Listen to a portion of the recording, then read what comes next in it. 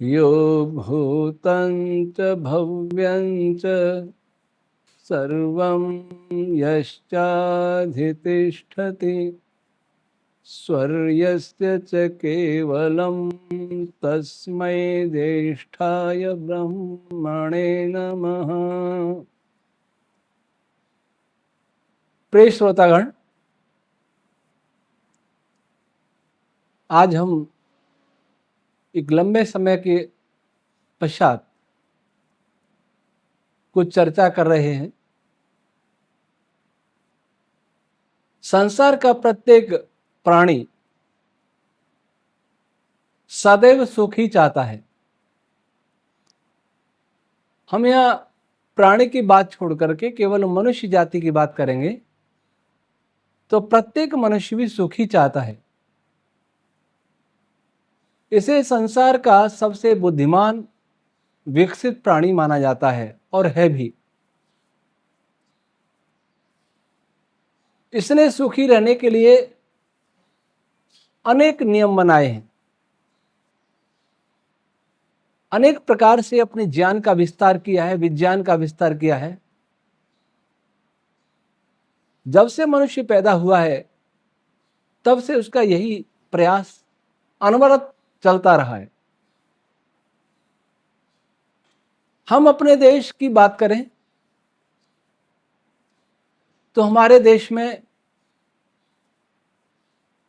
विभिन्न विभागों के अंगों के अपने अपने नियम हैं। वो नियम इसलिए बनाए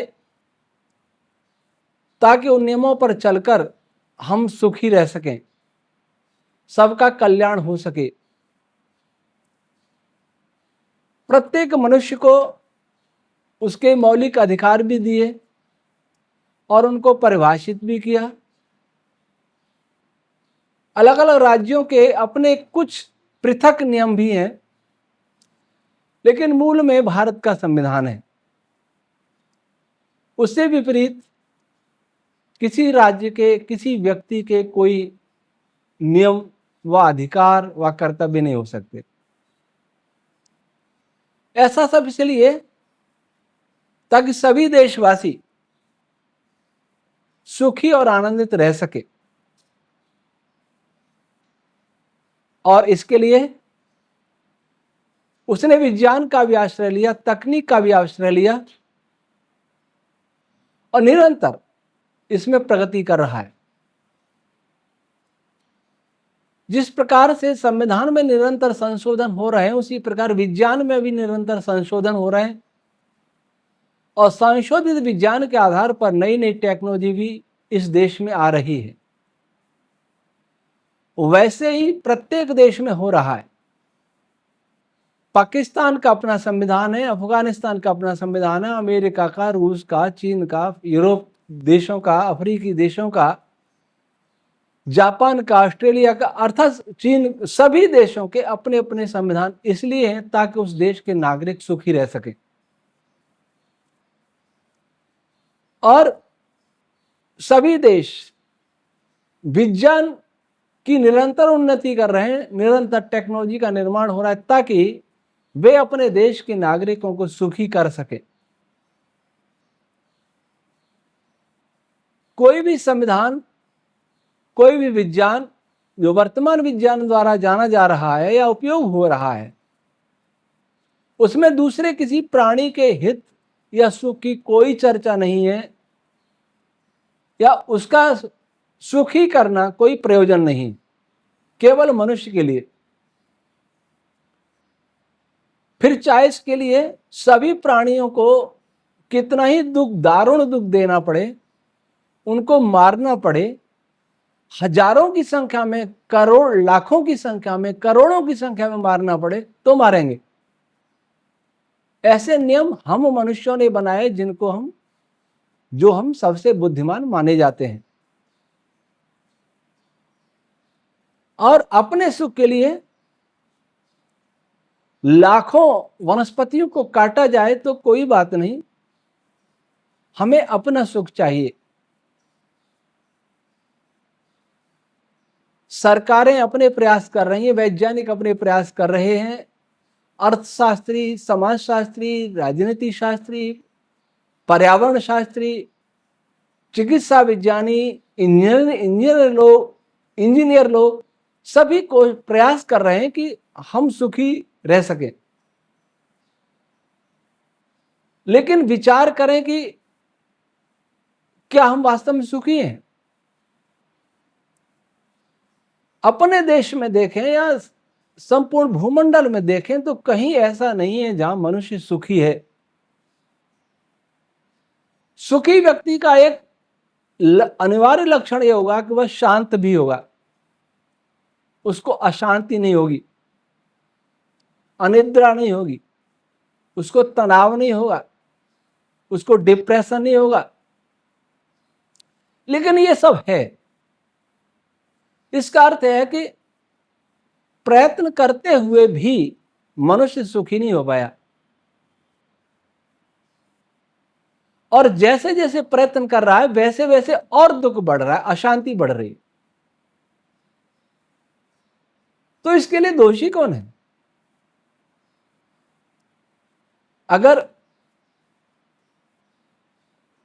नए नए हॉस्पिटल खुलने के साथ साथ रोगी बढ़ते जाए, रोगों की संख्या बढ़ती जाए, रोग प्रतिरोधक क्षमता निरंतर कम होती जाए, इसका अर्थ यह है कि कहीं भूल है, और वो भूल मूल में है जो दिखती नहीं है।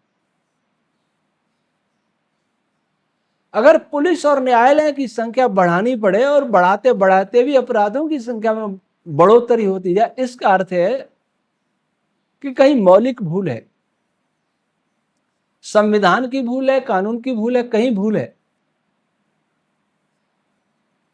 सामाजिक एकता के नियम बनाए और बढ़ाए जाएं, उसी अनुपात में समाज में विषमता व्याप्त हो जाए, समाज में संघर्ष, वर्ग संघर्ष पैदा होता रहे, बढ़ता रहे, इसका अर्थ है कि नियमों के बनाने में कहीं भूल है, पालन में भी भूल है और बनाने में भी भूल है।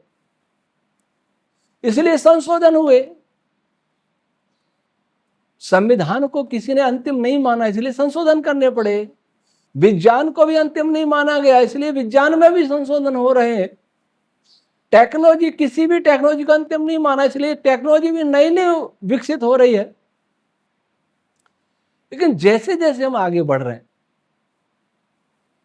वैसे वैसे अशांति बढ़ रही है, हिंसा बढ़ रही है, ईर्ष्या बढ़ रही है, द्वेष बढ़ रहा है, कामुकता बढ़ रही है, क्रोध अहंकार बढ़ रहा है, अवसाद बढ़ रहा है, मानसिक तनाव बढ़ रहा है, अनिद्रा बढ़ रही है, रोग बढ़ रहे हैं, प्राकृतिक आपदाएं बढ़ रही हैं। तब क्या अर्थ हुआ? क्या हम सोचेंगे? क्या हम मनुष्य बुद्धिमान हैं? पशु पक्षी कीट पतंग जैसे सृष्टि के आदि में सुखी थे, जैसे शांति में जीवन जिया करते थे, वैसे आज भी हैं। अगर उनको कोई क्लेश हुआ है, वो मर रहे हैं, रोगी हो रहे हैं, तो हम मनुष्यों के कारण जो अपने को बहुत बड़ा बुद्धिवादी मानते हैं, जो पशु पक्षी मानव के संपर्क में रहते हैं, पालतू हैं, वे ही रोगी होते हैं, और जो जंगल में स्वतंत्र विचरते हैं वो रोगी नहीं होते। और वे अगर रोगी होते हैं तो उसके भी कारण हम ही हैं। हमारे ज्ञान का अहंकार है, हमारे ज्ञान की दिशा है, कुदिशा है। तो इसका कारण क्या है? जिस प्रकार से विभिन्न सरकारी विभागों के अलग अलग नियम का एक आधार भारतीय संविधान है, और उस भारतीय संविधान और सारे देशों के संविधान का भी कोई आधार है अंतरराष्ट्रीय नियम। वे भी इसलिए बनाए ताकि देशों में संघर्ष न हो, देशों में अशांति नहीं हो, देशों में महामारी नहीं फैले, देशों में भूखमरी नहीं हो, बेरोजगारी नहीं हो, एक दूसरे का सहयोग करें देश। परिणाम क्या हुआ? देशों के भी संघर्ष बढ़ रहे, युद्ध बढ़ रहे, अशांति बढ़ रही है। इसका अर्थ है कि वो अंतर्राष्ट्रीय नियम हैं, उनके मूल में भी कहीं भूल है। अब इसके ऊपर तो कोई संविधान मनुष्य मानता नहीं और जानता भी नहीं। इस बुद्धिमान समझे जाने वाले मनुष्य ने यह नहीं सोचा कि प्रत्येक देश का संविधान अंतिम नहीं है, प्रत्येक देश का विज्ञान भी अंतिम नहीं है। विज्ञान तो सबका है, किसी देश का नहीं है। और ये अंतर्राष्ट्रीय पृथ्वी ग्रह के जो नियम हैं, जो हम मनुष्य ने बनाए हैं, संयुक्त राष्ट्र संघ हो या इनके साथ लगी हुई जितनी संस्थाएं हो, उनके जो नियम है वो भी अंतिम नहीं है। कुछ वे नियम है जिनको हम न जानते हैं न जानने का प्रयास करते हैं। वे नियम है इस सृष्टि के नियम, सृष्टि का संविधान। संविधान कहते हैं ऐसे नियम, ऐसे कानून, ऐसी मर्यादाएं जिनको सम्यक रूप से, अच्छे प्रकार से, विशेष रूप से धारण किया जाए तो हम सुखी और आनंदमय जीवन जी सकते हैं। जो सम्यक रूप से इस देश को धारण करता है, देशवासियों का धारण पोषण करता है, हित करता है, उसे संविधान कहते हैं। जो सृष्टि को सम्यक रूप से धारण करता है, सम्यक रूप से सारी सृष्टि का पोषण करता है, जड़ का भी चेतन का भी, उसको सृष्टि का संविधान कहते हैं। वस्तुतः विज्ञान सृष्टि के संविधान का एक भाग है, क्योंकि विज्ञान दो प्रकार का होता है। एक वह विज्ञान है जो समूची जड़ सृष्टि का संचालन करता है, नियंत्रण करता है, उसके नियमों के अनुसार सृष्टि का निर्माण होता है। उन नियमों को हम नहीं जानेंगे पूरी तरह से तो सृष्टि में हम सुख से रह नहीं पाएंगे, जी नहीं पाएंगे। जैसे विद्युत के नियम और विद्युत के विषय में अनजान व्यक्ति को किसी बिजली घर में छोड़ दें और अपने मन से छेड़छाड़ करता रहे तो करंट लग के मरेगा ही उसको, और कोई रास्ता नहीं है। वैसा ही हम सृष्टि के संविधान को जाने बिना मनमानी कर रहे हैं, और मनमानी करते हुए बड़े गर्व से स्वयं को बड़ा बुद्धिमान कह रहे हैं, वैज्ञानिक कह रहे हैं, नेता कह रहे हैं, शिक्षाविद कह रहे हैं, जो भी कह रहे हैं। जिस सृष्टि में रहते हैं, जिस देश में रहते हैं, उस देश के संविधान को नहीं जाना तो देश में कैसे शांति रह सकती है। लेकिन देश में शांति उसको जान के भी हो रही है, उसके पालन से भी हो रही है। तो संविधान का आधार खोखला है, विज्ञान का आधार खोखला है, कहीं ना कहीं उसमें त्रुटियां हैं। पूरा खोखला नहीं, लेकिन उसमें त्रुटियां हैं। अब जानते हैं कि गाड़ी में एक त्रुटि रह जाए तो उसका परिणाम मृत्यु ही हो सकता है। एक त्रुटि रह जाए, शरीर में हृदय का एक बाल बंद हो जाए, उसका परिणाम मृत्यु ही होता है। ब्रेन के कुछ न्यूरॉन्स मृत हो जाए, उसका आधार, उसका परिणाम क्या होता है? उसका परिणाम कोमा हो सकता है, मृत्यु भी हो सकता है। परंतु हम सृष्टि के संविधान को अच्छे प्रकार नहीं जानते, उसके बहुत सारे नियमों से हम अनभिज्ञ हैं, और जिनसे विज्ञ हैं उनको भी हम पालन नहीं करते, उनका भी पालन नहीं करते। तो हम इस सृष्टि में, संसार में, देश में, समाज में, परिवार में और व्यक्तिगत जीवन में कैसे सुखी रह सकते हैं? क्योंकि हम सृष्टि का एक भाग हैं। सृष्टि का संविधान कौन बनाता है? सृष्टि का संविधान वह बनाता है जिसने सृष्टि बनाई है, जो सृष्टि चलाता है, ओम ईश्वर। वह किसी एक का नहीं है, वह किसी एक देश का भी नहीं है, वह किसी एक ग्रह का भी नहीं है, वह किसी एक सौरमंडल व गैलेक्सी का भी नहीं है। तभी आज की तथाकथित जाति और संप्रदाय ये कहां से आ गए? इनका तो कोई महत्व नहीं, ये सर्वथा वैज्ञानिक है, ईश्वर विरुद्ध है, ईश्वर के संविधान के विरुद्ध है, तो इनका तो कोई महत्व नहीं। जैसे सृष्टि सबकी है, हम सृष्टि का एक भाग हैं, वैसे सृष्टि का संविधान भी सबका है।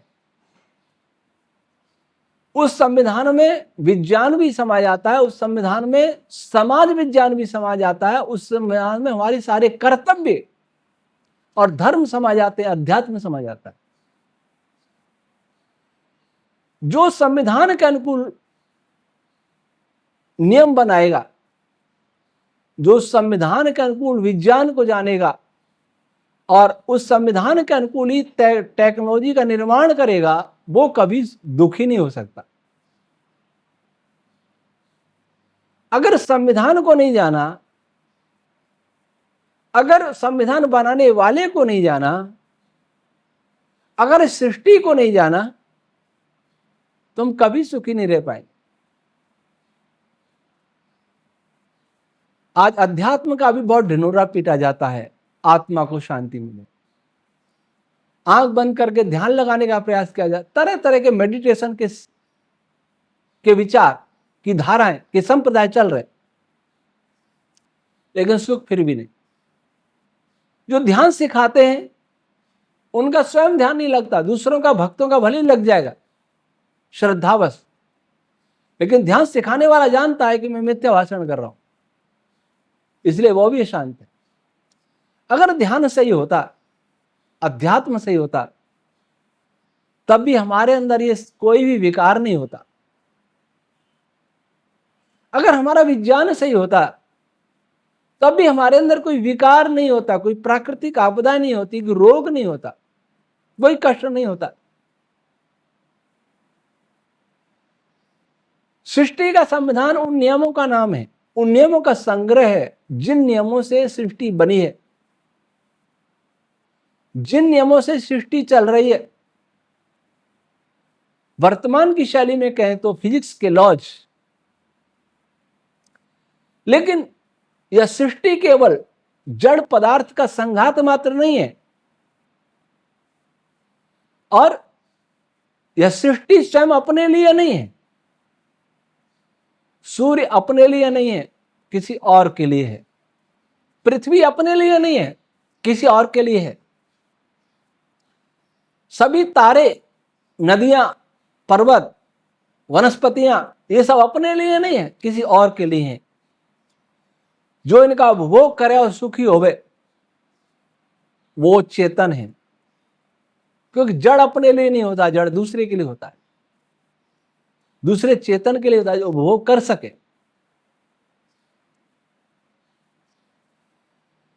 तो वो चेतन किस प्रकार उपयोग करे, कैसे उपभोग करे, उसके भी अपने नियम है। वह भी सृष्टि संविधान का एक भाग है। तो सृष्टि के संविधान के दो भाग हैं। एक भाग वह है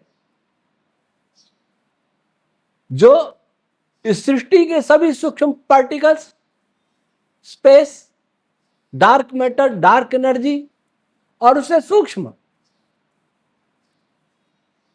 वैदिक रश्मियां, प्राण रश्मियां, मनस्तत्व, अहंकार, मैं तत्व, इन सब को कैसे चलना है, कैसे काम करना है, ये बताता है। एक सृष्टि का संविधान का एक भाग ये है। इसको हम फिजिकल साइंस कह सकते हैं। दूसरा, इन सब का जो उपयोग करने वाला है जीवात्मा, जो अनंत है संख्या में, संपूर्ण ब्रह्मांड में विभिन्न रूपों में, विभिन्न शरीरों में रह करके उपभोग कर रहा है, कर्मानुसार नाना योनियों में जा रहा है और आ रहा है, वह इसको कैसे, इसका उपभोग करे, सृष्टि का कैसे उपभोग करे, वो आपस में प्राणी कैसे रहें, एक दूसरे से कैसे व्यवहार करें, और जिसने सृष्टि बनाई है वो कैसा है, जीवात्मा भोक्ता कैसा है, इन दोनों का आपस में क्या संबंध है, उस परमात्मा को कैसे जाना जा सकता है, जीवात्मा स्वयं कैसे स्वयं को जान पाता है, ये नियम है। इसी का नाम अध्यात्म विज्ञान है। ये दो ही ज्ञान है संसार में, बाकी सब अज्ञान है, या बाकी अल्पकालिक ज्ञान है, अनित्य ज्ञान है। किसी का इतिहास, बदलने वाला भूगोल, ये अनित्य ज्ञान है। लेकिन नित्य ज्ञान दो ही है, एक चेतन से संबंध रखने वाला, एक जड़ से संबंध रखने वाला। जो नित्य ज्ञान है वही सृष्टि का संविधान है, और वह नित्य ज्ञान परमात्मा के द्वारा उत्पन्न हुआ है, परमात्मा का है, मनुष्य का नहीं। दुर्भाग्य से आज उस सृष्टि के संविधान को कोई समझना नहीं चाहता, क्योंकि उसे सृष्टि के संविधान और सृष्टि के रचयिता पर विश्वास नहीं है। जो सृष्टि के रचयिता का नाना रूपों से उपासना करते हैं, पूजा करते हैं, इबादत करते हैं, प्रार्थना करते हैं, वे भी उसको पूरी तरह नहीं जानते। अगर पूरी तरह जान लेते तो वे न केवल संपूर्ण परिवार, समाज, राष्ट्र या पृथ्वी, बल्कि संपूर्ण सृष्टि को, प्राणी मात्र को अपना एक परिवार समझते। पर ऐसा कोई नहीं समझता। भाषण प्रवचनों में समझते हैं, गोष्ठियों में समझते हैं, सेमिनार्स में समझते हैं, परंतु व्यवहार में नहीं। जिस पर हमें पूरा विश्वास हो सो उसे हम व्यवहार में लाते हैं। अगर हम दाल रोटी खा रहे हैं और पूरा विश्वास हो जाए कि दाल में कोई जहरीला कीड़ा गिर गया, तो हम कदापि नहीं खाएंगे उसको, क्यों? वह हमारा जन पक्का है, वह हमें निश्चितता प्रदान कर रहा है, निश्चित रूप से कह रहा है कि दाल में विष है, नहीं खाएंगे। फिर क्या कारण है कि परमात्मा को न्यायकारी मानते हुए भी हम पाप करते हैं, हम झूठ बोलते हैं, छलकपट करते हैं, किसी को कुदृष्टि से देखते हैं, किसी के प्राण लेते हैं, किसी को सताते हैं, किसी ईर्ष्या करते हैं, किसी द्वेष करते हैं, किसी विवाद करते हैं, किसी का धन हरण करने की चेष्टा करते हैं। क्यों करते हैं? इसलिए करते हैं जिस प्रकार से दाल में विष का निश्चित ज्ञान था, वैसा हमें निश्चित ज्ञान नहीं है कि ईश्वर है। और जिनको इस बात का निश्चित ज्ञान है, वो मानते हैं कि हमें निश्चित है, उनको यह विश्वास नहीं है कि ईश्वर न्यायकारी होता है। वो क्षमाशील मान लेते हैं। क्षमाशील मानने वाले पाप करें तो एक बार को समझ में आता है कि वो, उनकी भ्रांति है कि वो पाप क्षमा हो जाएंगे। लेकिन जो न्यायकारी मानते हैं, वे पाप करें, वो समझ में आने वाली बात नहीं है। इसका अर्थ यह है कि उनको ईश्वर में विश्वास ही नहीं। ईश्वर में विश्वास क्यों नहीं? क्योंकि उसे ईश्वर के कर्म दिखाई नहीं देते। जब वो सूर्य को चमकते देखता है तो चमकने का, प्रकाश उत्पन्न होने का, प्रकाश सूर्य से यहां तक आने का एक विज्ञान बता देता है। उसमें विज्ञान में कोई ईश्वर नहीं आता। चंद्रमा की चांदनी का विज्ञान बता देता है। पार्टिकल फिजिक्स बता देता है, स्ट्रिंग थ्योरी बता देता है, एटॉमिक न्यूक्लियर फिजिक्स बता देता है, क्वांटम फिजिक्स बता देता है, केमिस्ट्री बता देता है, जियोलॉजी बता देता है, जूलॉजी बॉटनी बता देता है, फिजियोलॉजी बता देता है। उसमें कहीं चेतन का नाम नहीं आता, चेतन की कोई भूमिका दिखाई नहीं देती उसको। इसलिए वो परंपरा के नाम पर प्रार्थना कर लेता है, इबादत कर लेता है, पूजा कर लेता है, उपासना कर लेता है, हवन कर लेता है, संध्या कर लेता है, तीर्थ यात्राएं कर लेता है, परंतु व्यवहार में ईश्वर को नहीं मानता, क्योंकि वो ठीक जानता नहीं है, अंधश्रद्धावश मान लेता है। ऊपर की श्रद्धा, भीतर से नहीं। जैसे दाल में विष का जो जानता वैसा उसको नहीं है, ईश्वर का वैसा विश्वास नहीं है। आग में हाथ नहीं डालता क्योंकि विश्वास है जला देगा, आग जला देता है, जला देती है, वैसा ईश्वर पर नहीं है। आग को जलाते हुए देखा है, विष खाते हुए लोगों को मरते और सुना है, बिजली के तार पकड़ने से मरते देखा व सुना है, बंदूक की गोली से मरते देखा व सुना है, परंतु ईश्वर पार्टिकल्स को कैसे चला रहा है ये हमने देखा नहीं, केवल सुना है। और सुना मिथ्या भी हो सकता है, ऐसा उसको लगता है,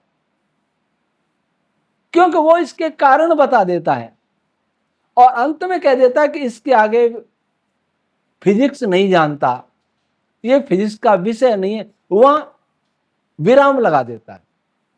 उस विराम के आगे ही ईश्वर है। उस विराम का जो पर्दा है उसके पीछे ईश्वर दिखाई देगा, और उस पर्दे को हटाएंगे तो अर्थात सृष्टि को और गहराई से जानेंगे, पार्टिकल के स्तर से आगे जाएंगे, स्पेस से आगे जाएंगे, डार्क मैटर डार्क एनर्जी से आगे जाएंगे,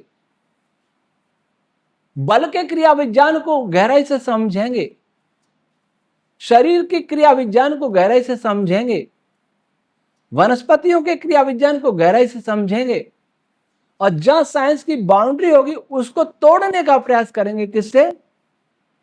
अपने बुद्धि बल से, अपने प्रज्ञा बल से, अपनी ऊहा शक्ति से। तो ईश्वर प्रत्यक्ष दिखाई देगा। प्रत्यक्ष का अर्थ नहीं आंखों से दिख जाएगा। ऐसा अनुभव हो जाए कि यहां तो ईश्वर बिना काम नहीं चलेगा, यहां तो कोई चेतन शक्ति चाहिए।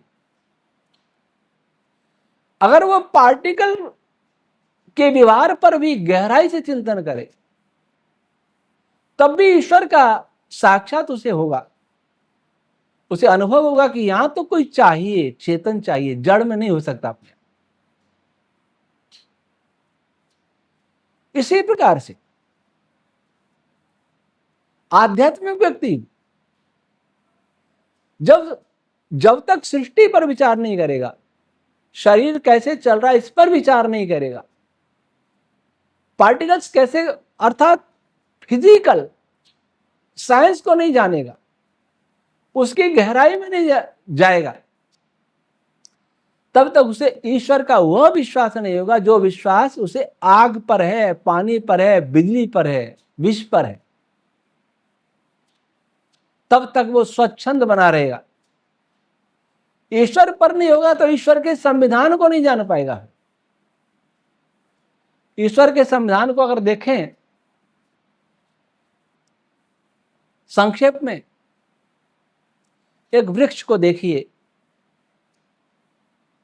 सैकड़ों पुष्प हैं उस पर, हर पुष्प की कली सूर्य का प्रकाश ले रही है, हर पंखुड़ी प्रकाश ले रही है, हवा ले रही है, रस ले रही है, जड़ों से आया हुआ तने के द्वारा जो रस पहुंच रहा है उसे ले रही है। कभी दूसरी पंखुड़ी का प्रकाश लेने की इच्छा नहीं करती, कभी दूसरी पंखुड़ी का रस अवशोषित करने का प्रयास नहीं करती, छीनने का प्रयास नहीं करती। जो सृष्टि के रचयिता ने जो नियम बनाए उस पर चलती है, अगर ऐसा करने लगे तो दूसरे का प्रकाश लेके स्वयं भी जल जाएगी और दूसरा प्रकाश के बिना वो भी मर जाएगा, दोनों मर जाएंगे। आज मनुष्य का यही हो रहा है। काश मनुष्य इस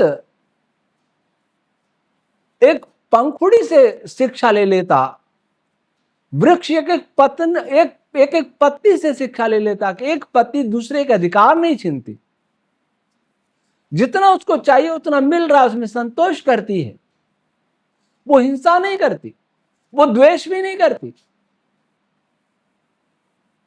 वो अहंकार भी नहीं करती, इसलिए शोक में भी नहीं रहती।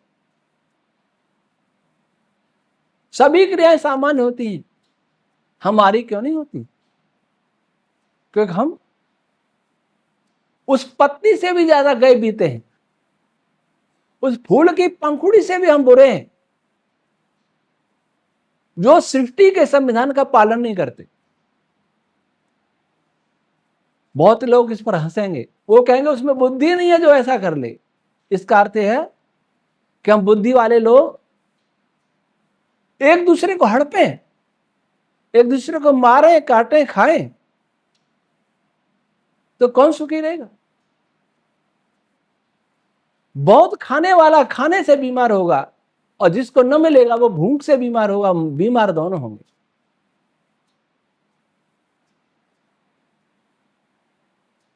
कोई क्रोध से पागल होगा, कोई क्रोध जिस पर किया जा रहा है उससे मरेगा, दोनों ही हानि उठाएंगे। और ये तरंगे सभी जड़ पदार्थों को प्रभावित करेंगे, वनस्पतियों को प्रभावित करेंगे। वनस्पतियों से जो हम वनस्पतियों पर जो आश्रित रहते हैं, अन्न, फल, शाक, पुष्प, इनको जो खाते हैं, फिर हम उससे प्रभावित होंगे, हमारे पशु पक्षी प्रभावित होंगे, तो सुखी कौन रहेगा? हमने बहुत विकास किया लेकिन सृष्टि के संविधान के विरुद्ध किया। सृष्टि के जड़ संविधान को तो जानने के प्रयास भी हो रहा है अंतिम सीमा तक, जितना उसका मनुष्य का सामर्थ्य है, लेकिन चेतन के संविधान को स्वीकार ही नहीं किया जा रहा, माना ही नहीं जा रहा हम चेतन हैं। स्वयं को भी मशीन मानते हैं, स्वयं को रोबोट मानते हैं। जो स्वयं को रोबोट मानते हैं उनके लिए हमारे साथी डॉक्टर भूप सिंह जी कहते हैं कि उसको मैं कहूंगा कि आग में कूद जाओ, क्योंकि रोबोट को क्या डर है, वो तो जड़ है, चेतन तो है नहीं, उसे सुख दुख होगा ही नहीं। आग में कूदे नहीं तो उसे डाल देना चाहिए कि तुम मशीन हो, चेतन नहीं हो, तो आग में डालने से कोई फर्क नहीं पड़ेगा। जल मशीन नष्ट भी हो जाएगी तो मशीन को क्या दुख होगा, जिसकी मशीन है वो रोएगा। और मशीन किसी की है ये भी आप नहीं मानते। अगर ये मान लें हम मशीन है और हमारा स्वामी, हमारा मालिक ईश्वर है, तब भी चलो ईश्वर नाराज होगा, लेकिन उसको भी नहीं मानते, अपना चैतन्य नहीं मानते, तो आग में डाल भी दो तो क्या होगा? तो सृष्टि का संविधान तोड़ने वाला अगर इस ब्रह्मांड में कोई है तो मनुष्य जैसा बुद्धिजीवी कहलाने वाला प्राणी है, जिसके कारण सारा ब्रह्मांड असंतुलित है। चाहे अनिष्ट रूप से सोलर तूफान आवे, चाहे प्राकृतिक आपदाएं आवे, चाहे रोग बढ़े, चाहे वैमनस्य बढ़े, समाज में संघर्ष बढ़े, परिवार टूटे, व्यक्ति संतप्त हो, इन सब का मूल कारण है कि यह मनुष्य नहीं रहा। दो हाथ दो पैर वाला मनुष्य एक पशु हो गया, पशु से भी गया हुआ, निकृष्ट हो गया, क्योंकि पशु सृष्टि के संविधान के अनुसार चलता है। जितना संविधान उसे पता है उसके अनुसार चलता है, और हमें जितना पता है उसके अनुसार भी नहीं चलते। उस संविधान को तोड़ने में ही हम मनुष्यता समझते हैं, तोड़ने में ही अपना बल समझते हैं, अपनी बुद्धि समझते हैं, अपना गौरव समझते हैं। जैसे हमारे इस अभागे देश में जो जितना कानून तोड़ सकता है वो तोड़ने में ही अपना बड़प्पन समझता है। और जितने बड़े लोग हैं, बड़े बड़े लोग जो बड़ा मानते हैं, धन से, पद से, बल से, बुद्धि से, सत्ता से, वे उतना ही अधिक नियमों को तोड़ते हैं, उन पर नियम लागू ही नहीं होते। इसकी ज्यादा समीक्षा नहीं करूंगा। कहने का तात्पर्य है कि जो इस मनुष्य के वश में है वह उतना ही उसे विकृत कर रहा है, उतना ही सृष्टि को विकृत कर रहा है, और जो वश में नहीं है वो ठीक काम कर रहा है। हमारे वश में है भोजन करना, तुम कुछ भी खा लेते हैं, लेकिन हृदय की धड़कन हमारे वश में नहीं है, वो सामान्य रूप से धड़कती है। अगर उसकी धड़कन में कोई विपरीत दुष्भाव आता है तो उस भोजन के कारण आता है। स्वैच्छिक क्रियाओं की विकृति से हमारी अनैच्छिक क्रियाएं प्रभावित हो रही हैं। अनैच्छिक क्रियाओं को प्रभावित होने का नाम ही रोग है। स्वैच्छिक क्रियाओं के प्रभाव से ही इस जड़ पदार्थों की क्रियाएं प्रभावित हो रही हैं, जो अनैच्छिक है, हमारे वश की नहीं है, वो प्रभावित हो रही हैं। उसका कारण हमारी स्वैच्छिक क्रियाएं। और आज स्वच्छंदता हमारे कानून का, एक संविधान का बहुत बड़ा भाग है। स्वच्छंद होकर हम कुछ खा सकते हैं, कुछ बोल सकते हैं, कुछ भी पहन सकते हैं, कुछ भी कर सकते हैं, क्योंकि हम स्वच्छंद हैं। अभिव्यक्ति की स्वतंत्रता, खाने की स्वतंत्रता, पहने की स्वतंत्रता, सबको स्वतंत्रता चाहिए। वास्तव में ये स्वतंत्रता नहीं है, ये सृष्टि के संविधानों को तोड़ने की स्वच्छंदता है, लंपटता है। और इस लंपटता को, स्वच्छंदता को हम कहते हैं ये विकास है।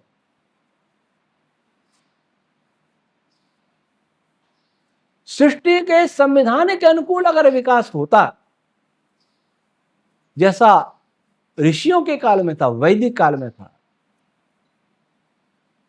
तो विज्ञान उन्नत होते हुए भी, प्रौद्योगिकी उन्नत होते हुए भी किसी प्रकार का कोई दुख नहीं था। तब एक राजा कह सकता था, महाराज अशुपति के शब्दों में, न में स्तेनो जनपदे न कदार्यो न मद्यपा नाना हितार्न ना विद्वान न स्वैरी स्वैरिणी को था। महर्षि उद्दालक को कहा था, मेरे राज्य में कोई चोर बेईमान नहीं है, मन से भी नहीं चोरी कर सकता, तन से तो अलग बात। न कोई कंजूस है, सभी उदार हैं, और न कोई किसी प्रकार का नशा करने वाला है। न कोई ऐसा है जो परोपकार नहीं करता और अग्निहोत्र नहीं करता, वायु को शुद्ध नहीं करता। और न कोई ऐसा है जो वेद का विद्वान नहीं है, सृष्टि के संविधान को नहीं जानता, ऐसा भी कोई मनुष्य नहीं है। कामुक और कामी स्त्री पुरुष नहीं है। ऐसी घोषणा वैदिक काल का राष्ट्राध्यक्ष ही कर सकता था। सृष्टि के संविधान के अनुकूल चलने वाला भगवान श्री राम का राज्य तीनों तापों से मुक्त था। न कोई प्राकृतिक आपदा थी, न कोई रोग था, न आपसी कलह संघर्ष था, कोई अशांति नहीं थी, क्योंकि वह सृष्टि के संविधान के अनुसार चलता था वह राज्य। इसलिए आज अगर मनुष्य को सुखी होना है, शांति में, आनंद में जीवन जीना है, समृद्धि से भरा जीवन जीना है, तो व्यापक दृष्टिकोण रखना होगा। सृष्टि के संविधान को समझना होगा, सृष्टि के संविधान को समझकर उसका पालन करना होगा, उसके अनुसार जीना होगा। विज्ञान की अंतिम छोर तक की गहराइयों को जानना पड़ेगा, जो प्रयोगों से, परीक्षणों से, प्रेक्षणों से, मैथ से नहीं होगा, बुद्धि बल से होगा। और इस बुद्धि को अध्यात्म बल से, साधना से, यम नियमों के पालन से शुद्ध करना पड़ेगा। सात्विक भोजन और दिनचर्या से शुद्ध करना पड़ेगा, प्रखर बनाना पड़ेगा, तब हम सृष्टि के संविधान को जान पाएंगे। और सृष्टि के संविधान को जानेंगे तो वैसे ही विभिन्न देशों के संविधान बनाने वाले अपने देश के संविधान उसी सृष्टि के संविधान के अनुकूल बनाएंगे,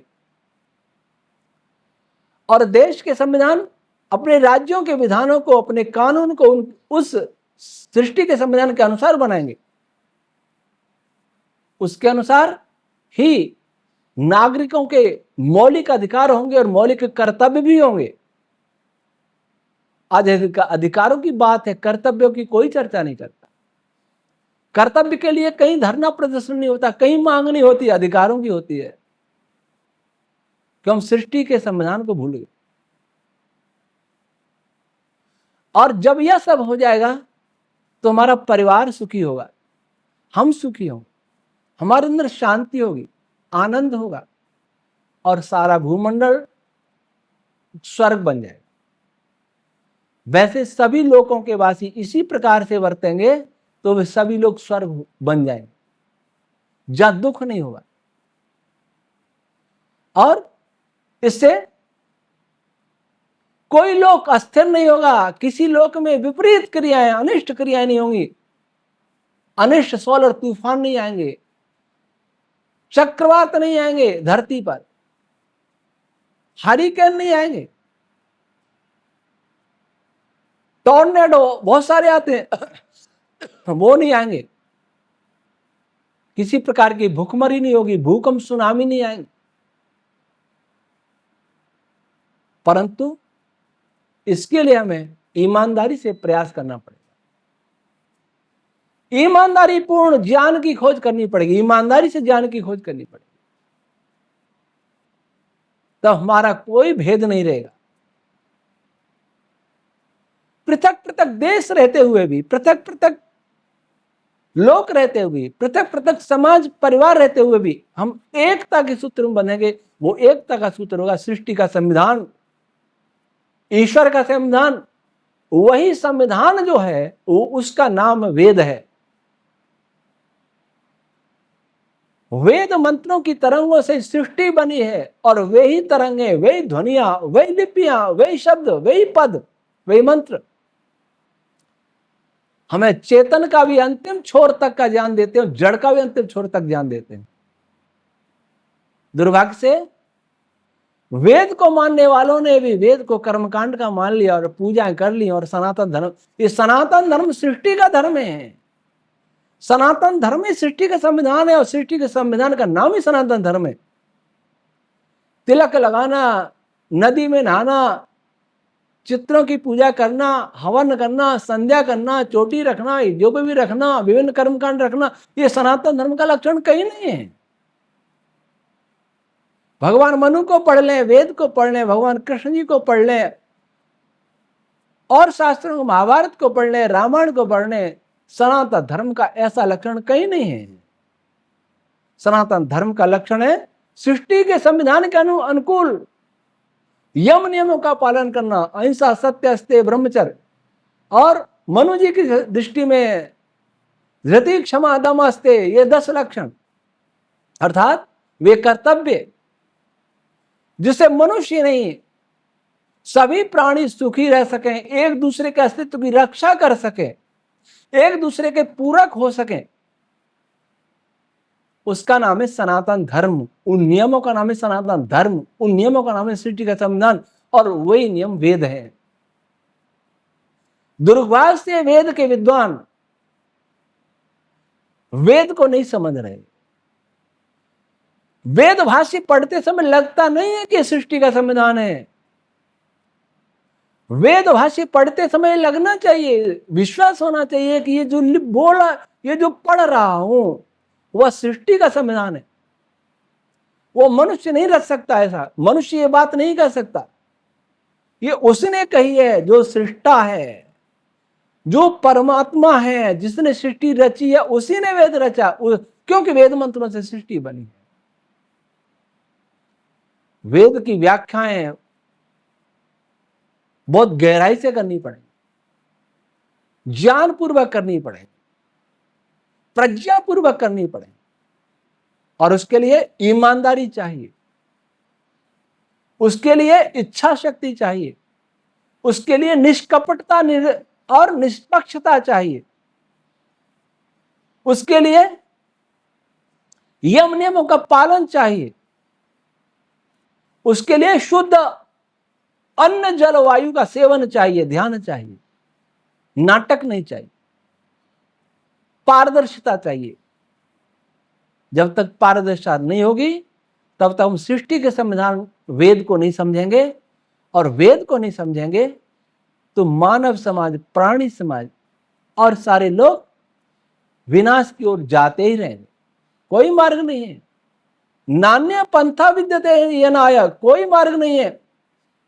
सृष्टि के संविधान को जानो। इसलिए प्यारे बंधुओं और बहनों, अपने अपने पूर्वाग्रह छोड़ो, ईर्ष्या और द्वेष छोड़ो, विभाजन की बातें छोड़ो। दुष्ट को दंड देना अनिवार्य है, नहीं माने तो, लेकिन इच्छा हमारी ये होनी चाहिए कि सभी इस सत्य को जाने। जो पहले जानने की इच्छा करे वो सबसे निकट है हमारा। जो वेद की बात तो करता भले नहीं जानता, वो सबसे निकट है। जो वेद को दूर से गाली देता है उससे सावधान रहने की आवश्यकता है, लेकिन जो वेद को निकट जानता है उससे पहले अपनाए। फिर जो वेद से दुश्मनी करता है, शत्रुता करता है, फिर उसको बाद में संभाले। धीरे धीरे वो भी सुधरेगा, पहले हम तो सुधर जाएं। इसलिए आए, सृष्टि में रहने के लिए सृष्टि के अंग हैं हमारे हाथ, हमारे पैर, हमारे आंख, हमारे कान, हमारा शरीर। ये सृष्टि का ही तो अंग है। इनको ठीक ढंग से रखना है। अपनी वनस्पतियों, पशु पक्षियों को ठीक ढंग से रखना है, जो सभी सृष्टि का अंग है। तो सृष्टि का संविधान जानना पड़ेगा। जितना जानेंगे उतना ही हम सुखी होते जाएंगे। लेकिन सब जानेंगे तब। मैं जानूं और मेरे आस पड़ोस में, मेरे परिवेश में सब सृष्टि के संविधान के प्रतिकूल आचरण करने वाले हों, तो मैं भी सृष्टि को जान करके सुखी नहीं हो सकता, क्योंकि वो सुख लेने नहीं देंगे, सुख से जीने नहीं देंगे। उनको दंड देना भी अनिवार्य है, क्योंकि ईश्वर भी दंड देता। ईश्वर न्यायकारी, दयालु दोनों ही। दंड भी देता है, पुरस्कार भी देता है। वैसे हम बने, लेकिन ईश्वर निष्पक्ष होता है।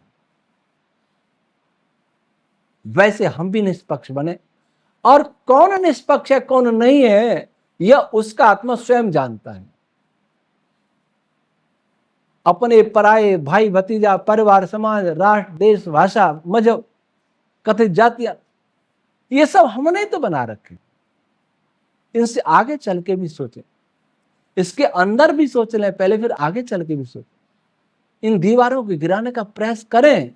और ये दीवारें कब गिरेंगी? जब सृष्टि का संविधान जानेंगे, वेद को जानेंगे। ईश्वर हमको शक्ति दे कि हम सृष्टि के संविधान को समझें, जिससे हम सभी लोग सुखी रह सकें, सभी मनुष्य सुखी रह सकें, सभी प्राणी सुखी रह सकें। ओम शम।